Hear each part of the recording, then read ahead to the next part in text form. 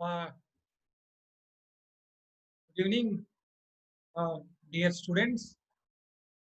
Uh, I am Dr. A. Shankar Kumar, Assistant Professor of Public Administration, working at Government Degree College, Malkajgiri, Telangana State.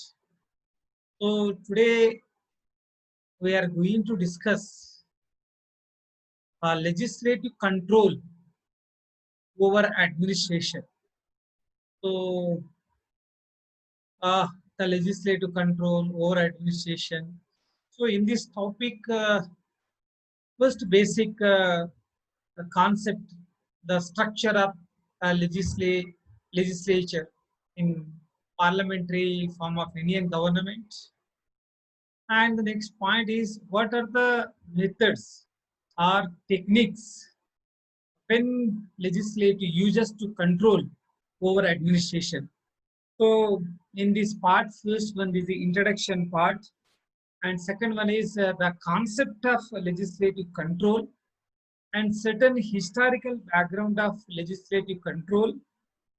And next point is provisions in the constitution uh, has given to the legislature to control the administration, control over taxation. What are the methods legislature uses to control the administration? In certain to make an evaluation, control over public expenditures, and let us we will sum up. So the concept, historical background, methods, and tools which are used by the legislature to control the administration system. That means the executive. So here legislative means, and then the Lok Sabha, Rajya Sabha at the central level, and as usual at the state level, Vidhana Sabha, it may be Vidhana Parishad or not. So these are called legislative. So the president also comes under the part of legislation. And then the administration, who comes under the administration? Administration comes under the executive. That means the council of ministers headed by the prime minister and bureaucracy. Bureaucracy. These and president also one of the part in the administrative structure. So the financial administration of a country is executed through the legislature, the executive, the finance department, the audit and accounts, and the parliamentary committees. Legislature is the only competent organ of government in democracy, which authorizes the government to collect taxes and also to spend them in particular manner. Without legislative approval, neither the amount can be appropriated nor tax collected. It can also abolish, decrease, levy of taxes. That means the power has given the constitution to the parliament. So there are certain methods. There are primary discussion in this. So three types of methods. One is legislative control over administration. Second one is executive control over administration. Third, judiciary control over administration. So in this topic particularly, we are going to discuss today legislative control over administration. So first, legislative is nothing but in India, parliamentary democracy, parliament. Parliament exercise control over administration through the executive in the following ways. One is general control over the policies. So timely the government has framed various policies and actions of the government through one is questions, second one is discussions, third one is motions, fourth one is resolutions. These are the general control methods of the legislative. And then the second one is financial control. These are the two techniques. One is budget and second one is audit. That means controller and auditor general of India. Next point, detailed control. that means over financial, administrative, and legislative matters through various committees. That means Public Account Committee, PAC. Second one, Estimate Committee. Third one, Departmental Undertaking Committees. And next, other subordinate committees. These are the committees, systems for the detailed implementation. So, the various techniques, methods, tools of the legislative controls. One is first lawmaking. The lawmaking means the parliament is ultimate. The parliament makes laws in a skeleton form. That means the human being skeleton. And the authorizes the executive. That means the council of ministers and bureaucrats to make detailed rules and regulation within the framework of the parent law. This is known as delegated legislation or executive legislation or subordinate legislation. That means the Prime Minister headed Council of Ministers will fulfill the skeleton muscles. So this is the first kind of methods. Second point is question hour. That means the first hour of every parliament sitting is slotted for this. So generally the parliament sessions are three, and the winter, summer, rainy seasons. These are the three sessions. So every sessions of the legislature starts with the question hour. What is the meaning of question hour? So we have to remember that the parliament session starts with the question hours. That means, right, the MPs ask questions and the ministers usually give the answers. The questions are three kinds. They are stored, unstored, short notice. So one is stored question, second is unstored question, short notice question. Questions are effective tools of legislative control over administration and keep the civil service alert on its toys. That is the major control of this system of this system. So uh, those start questions, that means the important situation or important position, important the minister has to give answer within the time. That means when member can raise the question and the immediately answer will be given. That is the start question. The unstarred questions, a little bit time will be taken. So that is the within the 15 days, the minister will give reference. I will supply you the copies and answer will be put in this. So a little bit time. And short notice question is it will be later will. So immediate answer is not required for this short notice question, and the concerned minister will give the answer in a written papers, and the later the discussion will be going on. These are the start question, unstart question, and short notice question. Next question is 0 hour. That is the unlike the question hour, the 0 hour is not mentioned in the rules of procedure. The 0 hour starts immediately after the question hour.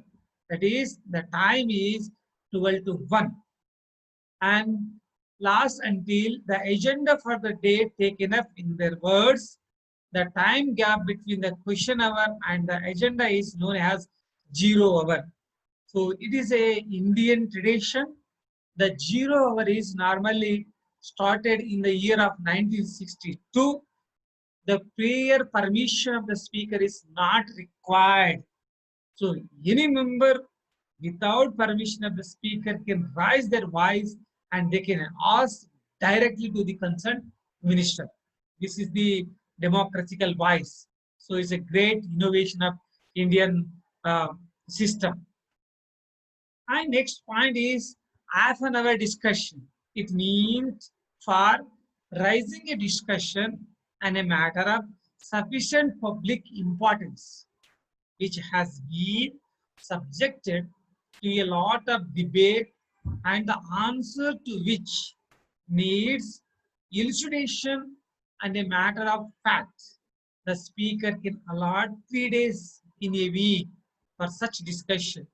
So there is no formal motion or voting before the house. So this is the one kind of weekly time-taking program, a time-taking hour, and a lot of discussion will be going on that. And the next point is short duration discussion. It is also known as 2-hour discussion, as the time allotted for such a discussion should not exceed 2 hours. So the time limit is there, and the member of the parliament can raise such discussion on a matter of urgent public importance when session is going on, and the parliament business advisory committee is not mentioned in their timings, but the rising of emergency situations or important situations, a member can raise their voice, and they put that, and the short duration question will be approved by the Speaker of the Lok Sabha. This is also one kind of system. Next, the other discussions are, in addition to the above discussion, to examine and criticize the administration for its lapses and failures. This includes the following. First one is the inaugural speech of the president. That means the president generally speaks every year the first session, and normally after the general election is completed and the president will address to the parliament. So the president in turn with the speech is prepared by the headed prime minister with council of ministers, and the president will just put his speech on the, that means the government speech. So the government speech, when the session is going on that, and thus then the parliament has to show the confidence and say the motion of thanks. So this is also one kind of prestigious thanks to the government, the ruling government. Though on behalf of the government, the president can speak. So the delivery of the speech of the president is also important to the nation, and is a prestigious issue for the government. Next point is introduction of several bills for enactment of laws. Example, debates on legislation. Generally, the money bills, the general bills are there. The money bill is either money bill or general bill. It is decided by the Lok Sabha Speaker. The ultimate power of the Speaker is to decide whether is a bill is money or general bill. So there will be every discussion will be going on that. The detailed discussion is needed. The opposition parties demand to raise their voice. The discussion is needed to complete this work, and the president can, the speaker can allot the time, and discussion will be going on that. And next point is introduction and passing of resolutions on matters of general public interest. So we have seen that the cut motion, actually economic cut, policy cut. The policy cut means if policy cut motion is approved by the legislature and the resolution was cancelled, that means the policy is disapproved. And token cut motion. Token cut motion is nothing but it is just one kind of motion to reduce some amount. It is not required that much amount and should be reduced some amount to the total grant of this proposal signed by the concerned ministers. That is also token. One is dissatisfaction of the parliament towards the proposal signed by the ministry. We have seen a number of cases in the parliament. They disapproved the policies of the certain governments, not required that much amount towards this policies allocation. This is also one kind of three types of motions are in India. So parliament has approved, disapproved, for the and cut the motions, and then the government will be protected and threat. The legislature has the power to control the council of ministers and employees. Next, introduction and passing of resolutions matter in general public interest. So resolutions and various bills, procedures, laws, make everything is comes under the other discussion. Next point is calling attention motion. What is the meaning of calling attention motion? It is a notice introduced in the parliament by a member to call the attention of a minister to a matter of urgent public importance and to seek an authoritative statement from him on what matter. Suppose during this COVID situation, the parliament session is going on that. So the emergency issues like COVID-19, so the member can raise their voice. Then the health ministry should give the answer and whatever doubt raised by the members of the legislative, that will be clarified and they will satisfy the whatever answer by the concerned ministry. That means the minister should attention and concentrate on the issues proposed by the members of legislature. Next point is adjournment motion. It is an introduced in the parliament to draw the attention of the house to make of urgent public importance. The motion needs the support of 50 members to be admitted. That is a condition. So that means as it interrupts the normal business of the house. So Rajya Sabha is not permitted to make use of this device. So this is the most important device in the Lok Sabha. So the requirement for this motion is 50 members. If 50 member passes the resolutions, then the speaker will decide it and the normal business of the Lok Sabha is postponed and the importance will be put on the table and discussion will be going on that. This is the one kind of, that means that showing the importance of the matter. And this is also one of the most important no confidence motion. What is the meaning of no confidence motion? No confidence motion is nothing but the party ruling which is lacking the majority in the Lok Sabha. Article 75 of the Constitution states that the Council of Ministers shall be collectively responsible to the Lok Sabha, not Rajya Sabha. In other words, the Lok Sabha can remove the ministry from the office by passing the no confidence motion. The motion needs the support of 50 members. That is the conditions requirement to frame the confidence motion. If the no confidence motion passes in the parliament, then the government will be collapsed, and then the president will decide the presidential rule or call for the other party system to frame the government. This is the kind of no confidence motion was mentioned in this article 75 of the Constitution.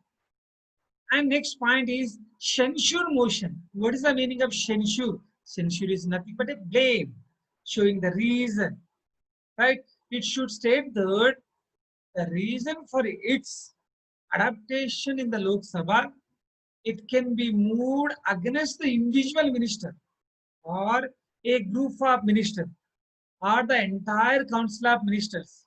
It moved for censuring the council of ministers for specific policies and actions. A member, the parliament, can raise their voice against the policies or concerned ministers. They are not proper doing and their work was not satisfied the people, and one kind of anti-movement was started against the such ministers' statements and actions. Then the no censure motion will be started. If censure motion pass in this parliament, Lok Sabha, the concerned minister will quit.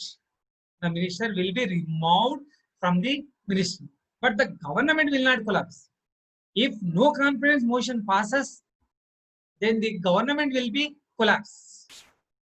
But if the censure motion passes, that means that disapproval or dissatisfied through the policies and concerned minister only. That is the censure motions of the Indian Constitution. Next point is the budgetary system. The parliament controls the revenue and expenditure. What is the meaning of budgetary? In Indian Constitution, the budget was not mentioned in the name, but in the Article 112, in annual financial statement. That means expected revenue, expected expenditure of the next year. That means that's called budget. So the expenditure of the government through the enactment of the budget, it is the ultimate authority to sanction and raising the spending of government funds. So in India, the budgetary system have seen that every year the parliament has to approve the budget is necessary to allocation of budget for specific demands, and grants should be released. Without approval of the parliament, the government has not incurred expend to spend even a single rupee. That is the article mentioned 265 in the constitution. So without approval of the parliament, the government has not authority to sanction even a single MP. So the approval of the parliament is necessary. So when approves the parliament, then actions are implemented, such amounts are correctly or properly utilized, or is there any embezzlement or any corruption practices involved in this. This system can be corrected and checked by the budgetary form of system.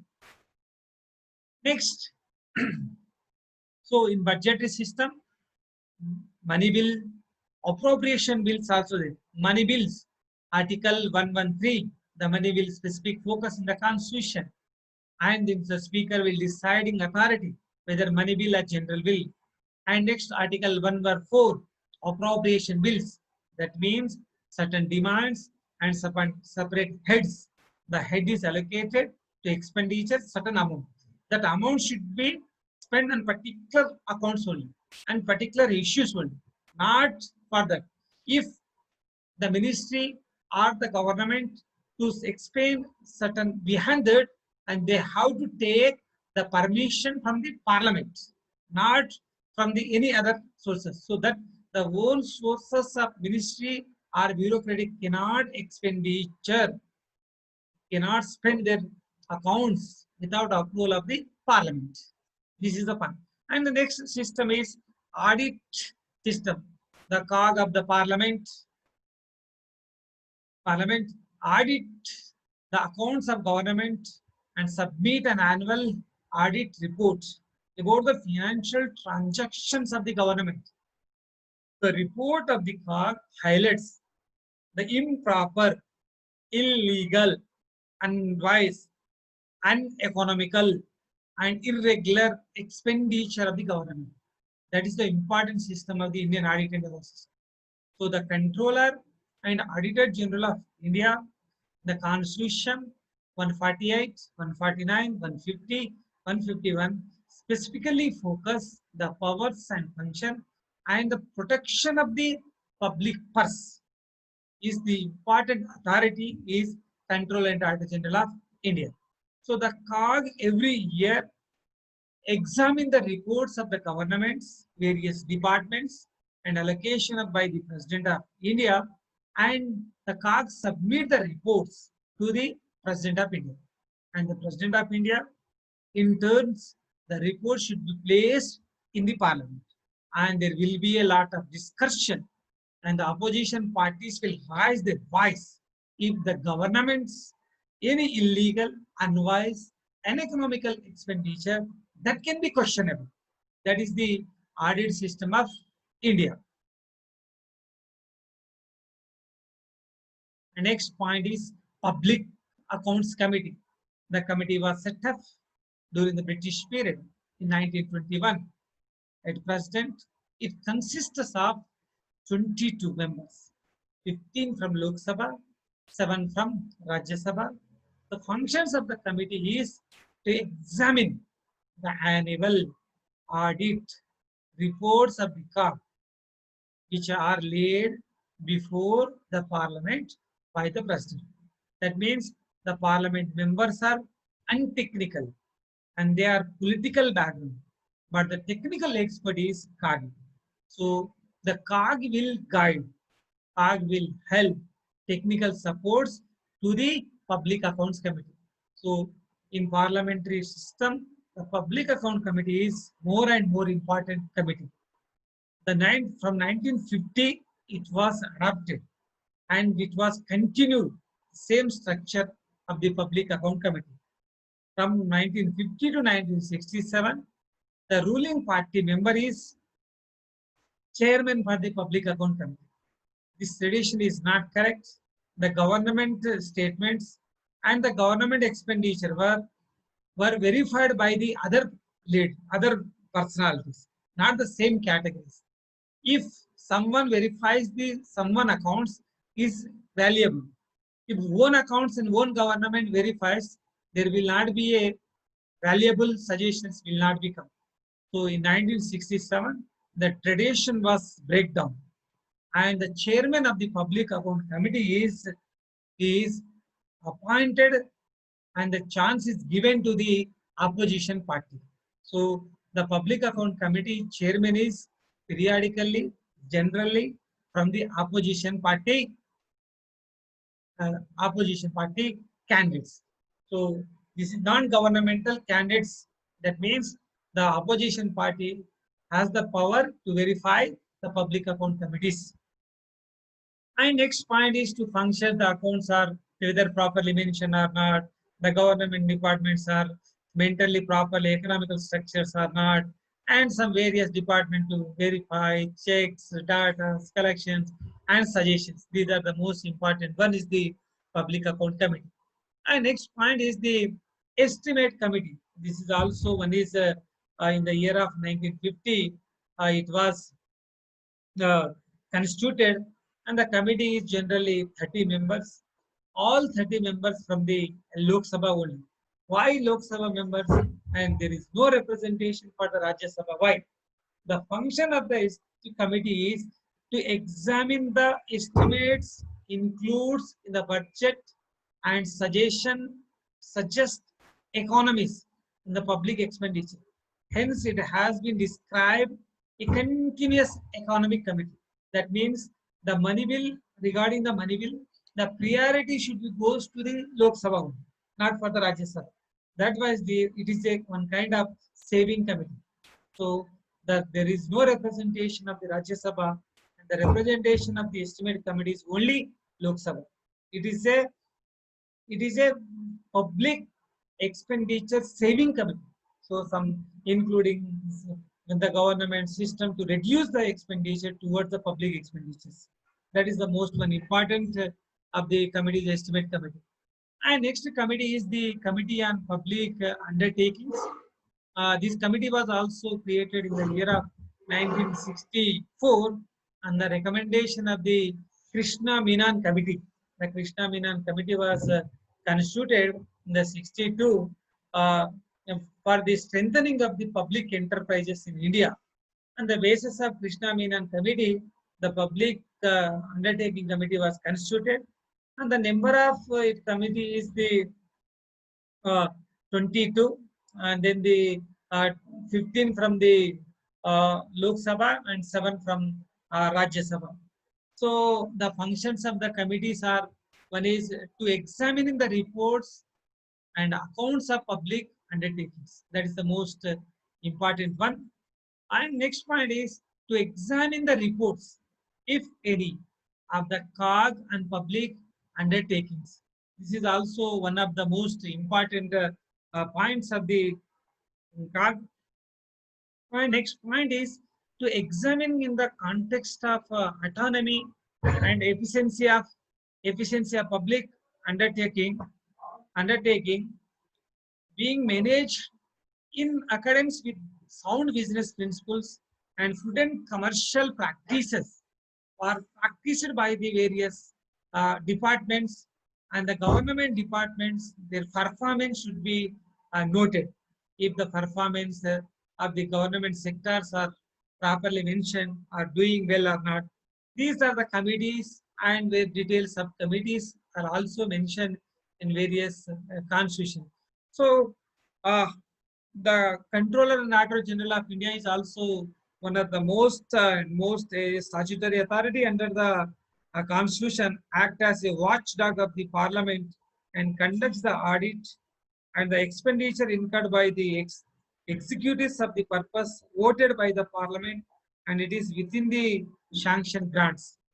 And the Parliament usually grants according to Article 275A for the financial aid to the various programs and various schemes that also be audited, and the parliament legislature can control various authorities on these issues also. So the uh, various systems, the debates, enactments, amendments, budget discussions, and the parliamentary committees, then audit, and other. And this is the historical background of the legislative control is also the full legislative control over the budget is a concept of the country historically began to develop in the late middle ages when the revenue was to collected from the king's domain. Hence, the budget was a statement of revenue and expenditure. During the wars and other emergencies, the king required a lot of money for running the affairs of the state. So, the system of legislative control over public finance first arose in England, and it was more a growth than a creation. The first step was taken in the direction during the reign of King John, was towards the control of receipts and revenues rather than expenditure. So the Stuart autocracy made the parliamentarians more exciting, and they began to claim a share in the control of public expenditure as well. But this did not come in the suddenly. According to any concerted plan, design, it was very gradual development. And the establishment of accounting and audit report system in the year of 1787, the audit system under the Exchequer and Audit Department of Act 1866, and the Constitution of Standing Committee of Public Accounts in the House of Commons in 1866 was significant historian development in the area of legislative control. So same parliamentary form of government system adopted from the British. So the same procedures they are following, a little bit changes to control of the legislature over administration. So Article 107, Article 109, the regarding the money bills, and the next Article 1113, Article 114, appropriation bills. These are also mentioned in this constitution regarding the expenditure and revenue, and then how to control and the legislature approval methods also discussed in this in the chapter. So in the legislation of the budget by no means complete until a provision has been made following collecting the required money from the people. And Article 266, Consolidated Fund of India, and Article 267, Contingency Fund of India. This is also one kind of approval is required for the executive to implement various programs. So the legislature approval is necessary. This is also more and important. And some systems, we have seen in the last nearly 50 to 60 years how the legislature is acting towards the how controlling legislature control over the administrations. So some authors is a and some experts of the uh, uh, various group of peoples. The legislative control are not satisfactory manner to control over administration, and whatever the government decides, the committees are not controlling the public expenditure in a correct method. So ultimately, the ruling government has the power to utilize this, utilizing the fund systems.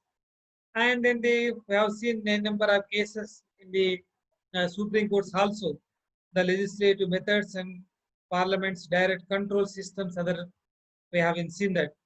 So anyhow, uh, there is also a uh, lack of technical experts in the Parliament, and regarding the time constraint, and then political will of political leaders, and the corruptions and others, involvement of the pressures of the political parties. The Parliament has not control in a sufficient manner over administrations. So there is some lacuna in the controlling methods of the legislature over Parliament. But anyhow, the methods are very, very important in Indian parliamentary form of government. So legislature is ultimate power to control over the administration. So the need for sound financial administration has become imperative because the government expenditure has greatly increased. Financial administration is becoming complexity day by day. It includes rising spending, accounting of funds collected from the taxpayers. The funds are needed by the executive, granted by the legislature, spent by the administrative ministers, and audited by the CAG. According to a democratic principle, no tax can be levied, collected, no expenditure can be incurred by the government except with the prior permission of the parliament. It is often argued that the control of the parliament over the financial administration is more nominal than real. Requests for grants cannot be revised because they are presented by the executive, which representatives the majority in the parliament. However, it must be realized that the power of modifying the budget and proposals of the government may not be exercised by the very fact that the parliament has this power, give it a great deal of authority over the executive. Even if the budget proposals of the government are not normally modified by the parliament, a budgetary process gives the members a number of opportunities to discuss the policies of the government. During the general discussion on the budget, the member can criticize the general policy of the government and can suggest the alternatives. During the discussion over the grants of different departments, the parliament can examine in the detail of working of particular departments and make suggestions about improving their work. Similarly, opportunities are also provided by discussion on the appropriation bills and finance bills. So lastly conclude, lack of time and lack of other expertise and lack of political wills. So anyhow, the parliament control is not avoidable. Avoidable, it is a inevitable thing to control the administrative structure and executives to utilize the proper and with economic nature of the allocation funds collected by the from the people to be utilized for the people's purpose only. Thank you very much. Thank you.